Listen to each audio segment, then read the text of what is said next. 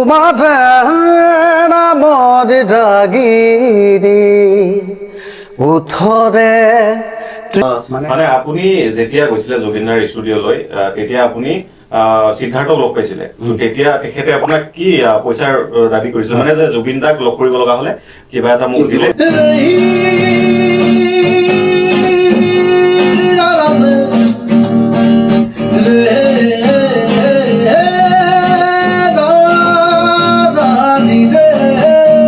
নমস্কাৰ মায়াবিনী টকছলৈ সকলোকে স্বাগতম জনাইছোঁ আজি আমাৰ মায়াবিনী টকছত আমাৰ বিশেষ অতিথি হিচাপে আমি নিমন্ত্ৰণ জনাইছোঁ আমাৰ অভিজিত দা আৰু জানিছ দাক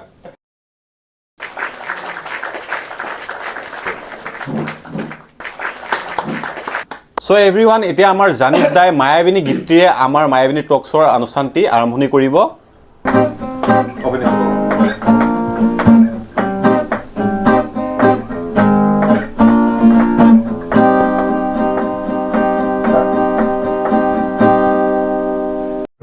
শৰতৰ প্ৰভাতী ফুলে কব তোমাকে মোৰ কথা প্ৰতিবেঘানী নিশাৰ তোৰে কব তোমাকে মোৰ ব্যথা তোমাৰ সতে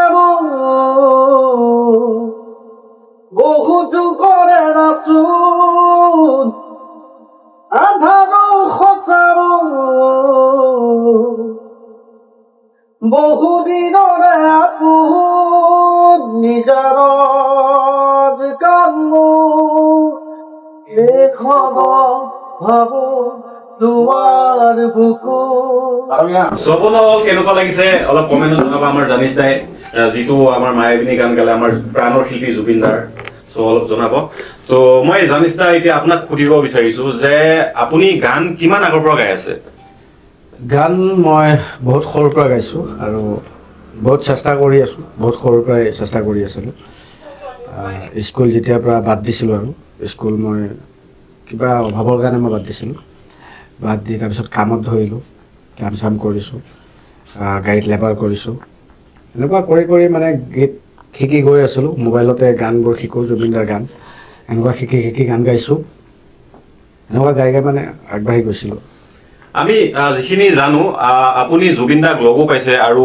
জুবিন দাক আপুনি জুবিন দাৰ লগত গানো গাইছে আমি এটি ভিডিঅ' দেখিছোঁ আপোনাৰ চ' জুবিন দাৰ লগত যেতিয়া আপুনি লগ পাইছিলে জুবিন দাৰ লগত কি কথা পাতিছিলে মানে জুবিন দাই কিবা আপোনাক কিবা লাইফৰ কিবা প্ৰেৰণা দিছিলে বা জুবিন দাই কিবা আপোনাক আগুৱাই যাবলৈ কিবা মটিভ কৰিছিলে নেকি কিবা হয় জুবিন দাক ওচৰৰ পৰা লগ পাই বহুত মানে আৱেগিক হৈ গৈছিলোঁ মই জুবিন দা এনেকুৱা এজন মানুহ মানে ক'ব ভাষা নাই মই এইখিনি ক'বই লাগিব মোৰ লগত আছে অভিজিত দা মই যেতিয়া দোকানত বহি আছিলোঁ আমাৰ এখন দোকান আছে পাণ দোকান দোকানত বহি থাকোঁতে জুবিন দা হঠাৎ মানে যোৰহাটৰ ফালৰ পৰা প্ৰগ্ৰাম কৰি আহি আছিলে আহি আমাৰ চিতাজখলাত পূৰবী বুলি কয় তাত চিতাজখলা পূৰবী তাত আহি পেলাই ৰখিছে ৰখাৰ লগে লগে জুবিন দা অভিজিত দাটো তাতে আছিলে দেখা পাই গ'ল মোক লগালগ অভিজিত দাই ভিডিঅ' কল কৰি দেখালে ক'ত আছে মই কৈছোঁ মইতো দোকানত কৈছে চাই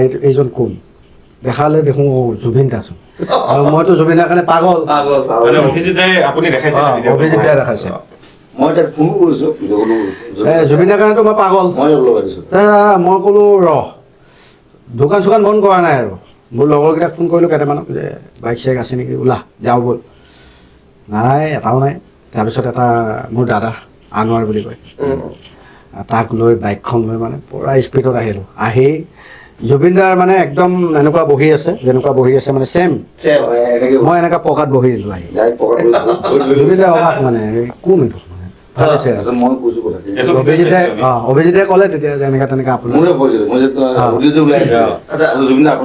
বহুত পাগল পাইছো যে আপুনি যে কৈ আছিলে আপুনি জুবিন দাৰ যে আপোনাৰ মানে পাগল এজন ল'ৰা আছিলে গান গাব কোনো গাইছিলে তুমি পপিয়া তৰা তাৰপিছত ক'লে দে গাচোন এটা গান বুলি ক'লে ৰ লাগি শুনিছে জুবিন ৰ লাগি শুনিছে শুনি আকৌ ধুনীয়াকৈ পিঠিত হাত খেপিয়াই দিছে লাষ্টত তেতিয়া মানে মনটো বহুত ভাল লাগিছে আৰু কিছুমান কথা কৈছে তাৰপিছত জুবিন দাই কিবা কৈছিলে নেকি আপোনাক যে আহিবা মোৰ তাত কেতিয়াবা মানে গান কিবা দিম তোমাক বা গানৰ সৈতে কিবা এনেকুৱা কিবা কৈছিলে নেকি পপিয়া তৰা গানটো গোৱাৰ পিছত চাবাছ দিলে যে ভাল গাইছোঁ আৰু তাৰপিছত মই ক'লোঁ যে মোৰ এটা কম্প'জ কৰা নতুন গান এটা সি নিজে লিখিছে মই নিজে লিখা গান। নিজে লিখা গান শুনা বুলি ক'লে কৈছে, ঠিক আছে জুবিনে কৈছে লগালগ শুনা দে শুনাচোন। অন দ্য স্পট সি শুনাই দিলে অন দ্য স্পট মই মানে গানটো সুৰ কৰাই নাছিলোঁ, তথাপিও মানে শুনাই দিলোঁ সুৰ কৰি। এতিয়া খুব ভাল পাইছে, ভাল পাই পেলাই কৈছে যে তই এক কাম কৰিবি মোৰ ষ্টুডিঅ'লৈ আহিবি, জোনালী ষ্টুডিঅ'ত আহিবি ক'লে। তাত গ'লোঁ, গৈও কি হ'ব আৰু জুবিন দাই এদিন লগ পালে মোক আৰু এদিনটো লগ নাপালে। কিবা লগ পোৱা দিনাখন কি হৈছিলে? লগ পোৱা দিনাখন বহীখন চালে কোনে চাইছিলে এইটো? জুবিন দাই। বহীখন চালে, চাই কৈছে লিৰিক্সকেইটা বদলাব লাগিব, কিছুমান লিৰিক্স মানে বদলাব লাগিব। মানে আমিতো ইমান পঢ়া লিখাও নহয়, মানে আপুনি জোনালী ষ্টুডিঅ'ত গৈ লগ কৰিছিলে? লগ কৰিছোঁ। গানটো লিৰিক্স বদলাব লাগিব বুলি কৈছে, মোৰো কিছুমান কাম চলি আছে মিউজিকেল, কেইদিনমান পিছত আহিবি।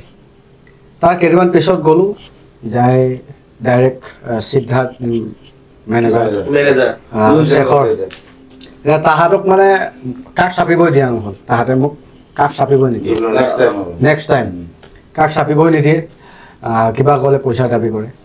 মানে আপুনি যেতিয়া গৈছিলে জুবিনদাৰ ষ্টুডিঅ'লৈ, তেতিয়া আপুনি সিদ্ধাৰ্থক লগ পাইছিলে, তেতিয়া তেখেতে আপোনাক কি পইচাৰ দাবী কৰিছিলে? মানে যে জুবিন দাক লগ কৰিব লগা হ'লে কিবা এটা মোক দিলে, কিবা এটা দিব লাগিব, গানটোৰ বিপৰীত গানটো বনাব লগা বুলি নহয়, জুবিন দাইটো পুৰা ফ্ৰী দিব, মোক কৈ গৈছে। তেওঁলোকে মানে গানটোৰ বাবদ কিবা এমাউণ্ট বিচাৰি আছে। যেন এটা কথা কওঁ যে তোমাৰ গানৰ ষ্টাৰ্টিঙৰ যোনটো জাৰ্ণি থাকে নহয়, এজন বেকগ্ৰাউণ্ডৰ মানুহ এজন তেনেকুৱা কোন এজন মানুহ তোমাৰ লগত খাৰা হৈ আছিলে ছাপৰ্টত? হয়, ছাপৰ্টত মেইন এফালে আছে অভিজিত দা। আৰু মই এনেকুৱা গাই থাকোঁতে মানে এদিন অভিজিত দাই মোক পাই গ'ল। আগত আমাৰ মিল নাছিলে, আমি চিনিয়ে নাপাওঁ, আমাৰ গাঁৱৰে হয়, তথাপিও চিনি নাপাওঁ। মই তাক মানে কি মই কৈ আছো, সি মানে কি হ'ল সৰুৰ পৰা ধৰ পঢ়া শুনাটো বাদ দিলে, সি হেৰি পঢ়িছিলে, মাদ্ৰাছাত পঢ়িছিলে, আৰবী শিকিছিলে। তেনেকুৱা ক্ষেত্ৰত আমাৰ গাঁৱৰ, আমি গাঁৱৰে ল'ৰা, তাক দেখা নাপাওঁ। আধাতে ল'ৰাটোৱে বুজাই গ'ল ন, বেলেগত পঢ়াই থাকিলে ঘপকে আহি গ'লো, কাৰ ল'ৰা বুলি কৈছো মই, কাৰ ল'ৰা এনে বুজা নাই আকৌ, সি গুণগুণাই আছে আৰু এনেকে গুণগুণাই আছে মানে একদম জুবিনৰ গান বৰ ধুনীয়া গাইছে। মোৰতো গীটাৰ বজাওঁ, নটিচ পাওঁ না, তোক কাৰ ঘৰ ল'ৰা? কৈছে মই নামানৰ ল'ৰা। নামানটো মোৰো ভাল, তই ক'ত আছিলি মানে? মাদ্ৰাছাত আছিলি, তই ভাল গান গাবি, তই শিক। তেতিয়া মই মোৰ ঘৰত মাতিলো তাক প্ৰথম, মোৰ ঘৰত আহিবি তই, মোৰ গীটাৰখন লৈ তাক সন্ধিয়া মই বজাওঁ, সি গাই বৰ ধুনীয়া গায়। এতিয়া মায়াবী টকছত মই এতিয়া এটা কথা উত্থাপন ইয়াতে কৰিম যে আমাৰ জানিছাক মই সুধিম যে জুবিনদাৰ, আমাৰ প্ৰাণৰ শিল্পীৰ জাষ্টিছৰ বিষয়ে গোটেই অসমবাসীয়ে লাগি আছে, আমি সকলোৱে লাগি আছো। মই জানিছাক সুধিম যে জুবিনদাৰ জাষ্টিছৰ বিষয়ে আপুনি কি ক'ব? জুবিনদাৰ জাষ্টিছৰ বিষয়ে মই এইটোৱে ক'ম যে আমাক ন্যায় লাগে, আমাক ন্যায় লাগিবই আৰু লাগিবই, খাটাং ন্যায় দিবই লাগিব। তাতে তোমালোকৰ এই মায়াবী টকছত আমাক যেতিয়া নেকি আমন্ত্ৰণ জনাইছিলে, ফোনত কৈছিলে, তেতিয়াই মই মানে মোৰ মনত এটা গান আহি গৈছিলে। সেইকাৰণে মই গানটো লগালগ লিখি পেলালোঁ। আহোঁতে আপোনাক দেখাই আনিছিলোঁ হয়নে, মানে ন্যায়টো মোক কিয় লাগিব, মই সেইকাৰণে গানটো লিখিছিলোঁ। আপুনি অলপ গানটো গুণগুণাই দিয়ক, আমাৰ দৰ্শকক আমি তাকে সুৰ কৰা নাই, তথাপিও মানে অকণমান গাই দিব চেষ্টা কৰিম। আমাৰ প্ৰাণৰ শিল্পী জুবিনদাৰলৈ এটা জাষ্টিছক লৈ মানে এটা গান জানিছাই মানে হেৰি কৰিছে, তো তাকে অলপ গুণগুণাই দিব। চ' আপোনালোকে চাব কেনেকুৱা লাগিছে, কমেণ্ট কৰিব। হয়, গানটো মই এতিয়ালৈকে সুৰ কৰা নাই, খালি লিখিছোহে, তথাপিও মানে অকণমান গাই দিব চেষ্টা কৰিম। জুবিন দাক লৈ নকৰিবা পলিটিক্স, ভাল পোৱা নাছিল জুবিন দাই পলিটিক্স, গাইছিলে গান পলিটিক্স নকৰিবা বন্ধু, কৈছিল আমাক একেলগে মিলি থাকচোন, হিন্দু মুছলিম ভাই ভাই কিয়নো কৰ হাই হাই, আমাক লাগে সঁচাই আমাক ন্যায়। মানে এনেকুৱা চিষ্টেমৰ গানটো, মানে মই সুৰ কৰা নাই, তথাপিও মানে অকণমান গাই দিছোঁ। আৰু জানিছা এই গানটো অতি সোনকালে ৰিলিজ হ'ব লাগে, প্লেটফৰ্মত চব জেগাতে হ'ব লাগে। আমাৰ বেষ্ট অফ লাক আমাৰ মায়াবী টকছৰ ফালৰ পৰা যাতে গানটো অতি সোনকালে ৰিলিজ দিয়ে, চেষ্টা কৰিছোঁ অকণমান মানে লিৰিক্সটো লিখিছোঁ, খালি সুৰ দিয়া নাই আৰু। দৰ্শকক মই এটা অনুৰোধ কৰিম যে আমাৰ জানিছ দাই যিটো গান বনাইছে আমাৰ জুবিন দাক লৈ কেনে আপোনালোকে অলপ সহযোগ কৰিব, অলপ যিমান পাৰে ভিডিঅ'টো শ্বেয়াৰ কৰিব, যাতে আমাৰ জানিছ দাই এই গানটো ৰিলিজ কৰিব পাৰে আৰু গোটেই অসমবাসীয়ে এই গানটো শুনি উপভোগ কৰিব পাৰে আমাৰ প্ৰাণৰ শিল্পীৰ জুবিন দাৰ স্মৃতিবোৰ। আমাৰ অভিজিতালৈ এটা প্ৰশ্ন, কাৰণ দেখিছে অভিজিতাৰ বহুত ডাঙৰ ফেন আমাৰ জুবিন দাৰ। তে অভিজিতা, আজি দুমাহ প্ৰায় হ'ব আহি জুবিন দা এতিয়ালৈকে জাষ্টিচ পোৱা নাই, গতিকে আপুনি কি ক'ব এই বস্তুটো লৈ? মোৰ এটাই কথা, জুবিন দাই ন্যায়টো পাব লাগে। আৰু 2 নম্বৰ কথা কি, জুবিন দাৰ ন্যায়ৰ কাৰণে আমি হাৰি যাব নালাগে। 2 মাহ হওক, 3 মাহ হওক, 4 মাহ হওক, আমাক ন্যায় লাগিব। এতিয়া কথাটো হ'ল কি, আমি এতিয়া ধৰ সামাজিক মাধ্যমৰ যোনটো হাৰত আমাৰ জাষ্টিচ ফৰ জুবিন দাক আহিছিলে, এই বেছি দিন হোৱা নাই, অলপ কমা যেন অনুভৱ হৈছে মোৰ। মানে হেৰিত কমিছে ছ'চিয়েল মিডিয়াত। সেইটো হ'ব নালাগে, সেইটো হ'ব নালাগে। দ্ৰুত গতিত মানে সকলোৱে লাগিব লাগে ন্যায়ৰ কাৰণে। আমি যিখিনি আমি কৰিব পাৰোঁ, ঘৰৰ পৰা বহি বা ৰাস্তাত গৈ যিখিনি কৰিব পাৰোঁ, বা কলমটো লৈ বা ফেচবুকৰ আজি ছ'চিয়েল মিডিয়াৰ যুগ, কলমটো লৈ আমি কৰিব পাৰোঁ। আমি একো নকৰিলোঁ জুবিন দাৰ কাৰণে, এইখিনি কৰি যাতে তেখেতে ন্যায় পায়। আৰু ভগৱানৰ ওচৰত, আল্লাহৰ ওচৰত সদায় মানে এইটো আমি বিচাৰিব লাগিব যে তেওঁ ন্যায় পোৱাটো। মোৰ কথা হ'ল এইখিনিয়ে, ন্যায় পাবলৈ আমি মানে ঘৰত বহি থাকিব নোৱাৰিম। আমি লাগিব, যুঁজিব লাগিব, ন্যায় লাগিবই আমাক। খুব ধুনীয়া কথা ক'লে আমাৰ অভিজিত দাই। ন্যায় আমি চেষ্টা কৰি থাকিব লাগিব, জাষ্টিচ ফৰ জুবিন গাৰ্গ আমি লিখি থাকিব লাগিব, আমি হাৰ মানিব নালাগিব। এতিয়া আমাৰ মায়াবিনী টক্সলৈ আমি আৰু বেছি দীঘলীয়া সময় নকৰোঁ, আৰু আমি যোৱাৰ আগত আমি এটা ফেভৰেট চং, মোৰ ফেভৰেট চং, আৰু এইটো গান জুবিন দাক শুনাইছিলে তেখেতে, ভাল পাইছিলে, বহুত ভাল পাইছিলে গানটো শুনাৰ পাছত। আমাৰ মায়াবিনী টক্সৰ পৰা এটাই ডাঙৰ ৰিকুৱেষ্ট থাকিলে যে এই গীতটো অলপ ধুনীয়াকে গুণগুণাই দিব আমাৰ জাহিন দে। নিশ্চয়। তোমাতে আদি অনাদি, তোমাতে নামৰ ডাগিৰি, ওঠৰে তৃষা সাৱৰি, দুহাতৰ কোমল আঙুলি, পৰশি উজাই নামনি, আবেগত বাগৰ সলনি, উশাহৰ গভীৰ প্ৰিয়া,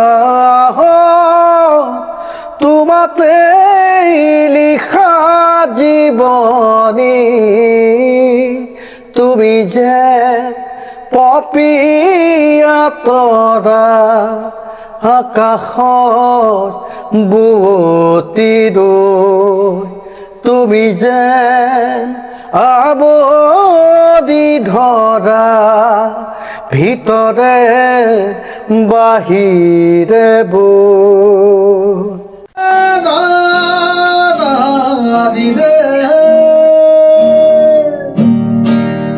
याली रहम वाली, याली याद पे कुर्बान है सभी, याली मदद वाली, याली ये मेरी जाए जिंदगी, इश्क पे हाँ लुटा दूं, मिटा दूं मैं अपनी खुदी कसम से, हाँ लुटा